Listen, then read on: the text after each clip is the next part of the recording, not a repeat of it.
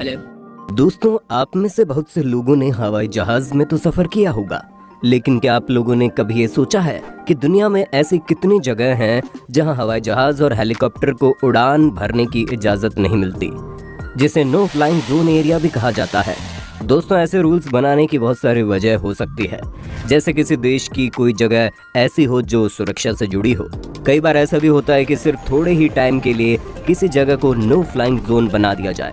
तो चलिए दोस्तों, अपने इस वीडियो में हम आपको कुछ ऐसी ही जगहों से रूबरू करवाएंगे जिनके ऊपर से हवाई जहाज को उड़ाने की सख्त मनाही। ताजमहल। दोस्तों, हमारे नो फ्लाइंग जोन के सफर में सबसे पहला नाम आता है ताजमहल का। दुनिया के 7 अजूबों में से एक ताजमहल भारत में ही नहीं बल्कि विश्व में भी काफी लोकप्रिय है। हर साल लाखों की संख्या में लोग इसे देखने आते हैं। लेकिन क्या आप लोग ये बात जानते हैं कि ताजमहल के ऊपर से हवाई जहाज उड़ाना मना है? दोस्तों, ये बात सुनकर शायद आपको अजीब लग रहा होगा, लेकिन ये सच है कि भारत सरकार ने 2006 में एक अधिनियम जारी किया था जिसमें ताजमहल के 7.4 किलोमीटर एरिया के अंतर्गत सभी तरह के हवाई जहाज उड़ाने पर रोक लगा दी गई।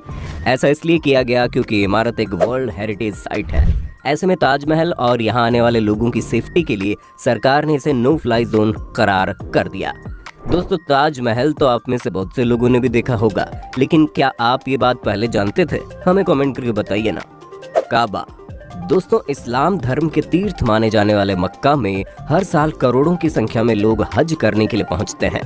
इस्लाम में मक्का और मदीना को जन्नत का दरवाजा माना गया है, इसलिए हर मुसलमान जिंदगी में एक बार यहाँ जाने की ख्वाहिश जरूर रखता है। आपको बता दें कि मक्का में ही पवित्र काबा भी मौजूद है, जिसकी परिक्रमा कर हर मुसलमान खुद को खुशकिस्मत मानता है। यही वो जगह है जहां हज यात्रा पूरी होती है। मगर हैरानी की बात तो यह है कि दोस्तों, काबा के ऊपर से कोई भी हवाई जहाज नहीं उड़ सकता, क्योंकि ये जगह भी नो फ्लाई जोन में शामिल है। ऐसा कहा जाता है कि काबा धरती के बिल्कुल बीचों बीच में स्थित है और साइंटिफिक रिसर्च के अनुसार सेंटर में होने के कारण इसका ग्रेविटेशनल पावर आम जगह के मुताबिक ज्यादा होता है, जिसकी वजह से एरोप्लेन के आने से एल्टीट्यूड को बरकरार रखने के लिए और ज्यादा ईंधन की जरूरत पड़ती है। साथ ही फ्लाइट्स को नेविगेट करने में प्रॉब्लम्स होती है, इसलिए भी काबा के ऊपर से किसी भी हवाई जहाज के उड़ने की मनाही है। इसके लिए आपको ये भी बता दें कि मक्का का खुद का कोई एयरपोर्ट नहीं है। बहुत सी रिपोर्ट्स में कहा गया है कि एयरपोर्ट न होने की वजह से सऊदी अरब की सरकार वहां किसी भी दूसरे देश के इंटरनेशनल फ्लाइट्स को जाने की इजाजत नहीं देती। Lionel Messi house. दोस्तों, आपने इंटरनेशनल फुटबॉल खिलाड़ी लियोनेल मेसी का नाम तो सुना ही होगा। वो जितना अपने खेल के लिए जाने जाते हैं, उतने ही मशहूर वो अपनी आलीशान लाइफस्टाइल के लिए भी है। दुनिया को अपने खेल से दीवाना बनाने वाले मेसी के शौक भी कम नहीं है। लेकिन क्या आप जानते हैं कि दुनिया में मेसी इकलौते ऐसे खिलाड़ी हैं जिनके बंगले के ऊपर से प्लेन गुजरने पर पाबंदी है। हालांकि ऐसा पर्यावरण के नियमों की वजह से है। बार्सिलोना के गावा में जहां मेसी रहते हैं, वो इलाका पर्यावरण के लिहाज से प्रतिबंधित एरिया है, लेकिन वहीं एक एयरलाइन इसके लिए मेसी को जिम्मेदार मानती है। स्पेन की उस एयरलाइन कंपनी का कहना है कि बार्सिलोना एयरपोर्ट का रनवे इसलिए नहीं बढ़ाया जा सकता क्योंकि मेसी के घर के ऊपर से हवाई जहाज नहीं गुजर सकता। एयरलाइन कंपनी व्हेलिंग बार्सिलोना के EL प्रैट एयरपोर्ट का रनवे बढ़ाना चाहती थी, लेकिन इस प्रस्ताव को खारिज कर दिया गया। प्रस्ताव को खारिज करने के पीछे पर्यावरण और आर्थिक कारण बताया गया। EL प्रैट एयरपोर्ट का रनवे बढ़कर शहर के पॉश इलाके गावा तक पहुंचता है और गावा वो जगह है जहां मेसी रहते हैं। प्रस्ताव को भले ही पर्यावरण कारणों के कारण खारिज कर दिया गया हो, लेकिन कंपनी के प्रेसिडेंट का कुछ और ही मानना है। कंपनी के प्रेसिडेंट का कहना है कि प्रस्ताव को इसलिए खारिज किया गया क्योंकि लियोनेल मेसी के घर के ऊपर से हवाई जहाज नहीं पार हो सकते। Pacific ocean. दोस्तों, आप दुनिया के बहुत सी जगहों का ट्रैवल प्लेन से कर सकते हैं, लेकिन पैसिफिक ओशियन के ऊपर से हवाई ट्रैवल आसान नहीं होता, क्योंकि वहाँ से हवाई जहाज को उड़ाना किसी भी खतरे से खाली नहीं है और ज्यादातर पायलट वहाँ से हवाई जहाज न उड़ाने का फैसला करते हैं। अब आप सोच रहे होंगे ऐसा क्यों? तो चलिए हम आपको बताते हैं। दोस्तों, आपने अपने स्कूल टाइम में ये तो जरूर पढ़ा होगा कि पैसिफिक ओशियन दुनिया का सबसे बड़ा ओशियन है और यहाँ तक कि वहाँ जमीन का तो दूर दूर तक कोई निशान नहीं है। अब आप सोचिए कि अगर कोई पायलट इस ओशियन के ऊपर से जहाज उड़ाता है और कभी इस जहाज की इमरजेंसी लैंडिंग करवानी पड़ी, तो क्या पायलट उसे पानी में लैंड करवाएगा? हिमालय के क्षेत्रों में कम जनसंख्या होने के कारण नेविगेशन रडार सर्विस भी ना के बराबर है, जिससे पायलट को जमीन से संपर्क साधने में बहुत कठिनाई हो सकती है और आपातकाल स्थिति में पायलट को कोई भी मदद नहीं मिल पाएगी। तो इसीलिए सिक्योरिटी रीजन की वजह से पैसिफिक ओशियन के ऊपर से जहाज को उड़ाने के बजाय उसे दूसरी जगह से ले जाना बेहतर समझते हैं। तिब्बत।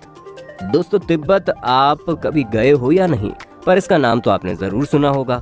वैसे तो ये चीन का एक स्वायत्त क्षेत्र है, लेकिन कई लोग इसे देश भी मानते हैं। क्या आपको पता है तिब्बत के ऊपर से हवाई जहाज नहीं उड़ते हैं? जी हाँ, ये बिल्कुल सच है। तिब्बत एक ऐसा क्षेत्र है जिसकी भूमि मुख्यतः उच्च पठारी है। यहाँ के पठार दुनिया में सबसे ऊंचे हैं और इसे हिमालय पर्वत का घर भी माना जाता है। समुद्र में काफी ऊंचाई पर होने और विशालकाय पर्वत श्रृंखलाओं से घिरा होने के कारण तिब्बत को दुनिया की छत भी कहा जाता है। तिब्बत धरती की उन विशेष जगहों में से एक है जहां हवाई सेवा बहुत ही कम है। दरअसल ऊंचाई पर होने के कारण इसके ऊपर से हवाई जहाज का उड़ पाना लगभग नामुमकिन सा है। इसी वजह से विमान तिब्बत के ऊपर से नहीं उड़ते हैं। अगर उड़े तो इससे जान को खतरा हो सकता है। विशेषज्ञों की माने तो तिब्बत दुनिया का सबसे कम दाब वाला क्षेत्र है। ऐसे क्षेत्र में हवा की कमी है, इसलिए विमान के लिए यहाँ उड़ पाना संभव नहीं है। अगर विमान यहाँ उड़े तो यात्रियों को अधिक समय तक ऑक्सीजन की जरूरत पड़ेगी, जबकि विमान से जुड़े कई विशेषज्ञ बताते हैं कि यात्रियों के लिए यहाँ सिर्फ 20 मिनट तक ही ऑक्सीजन उपलब्ध करवाई जा सकती है। दोस्तों तिब्बत का वातावरण बाकी हवाई मार्गों की तुलना में बेहद ही अलग है। माउंट एवरेस्ट से नजदीकी होने के कारण यहाँ जेट धाराएं तेजी से चलती हैं और एक विमान के लिए इतनी तेज गति की धाराओं का सामना कर पाना मौत को गले लगाने के समान है।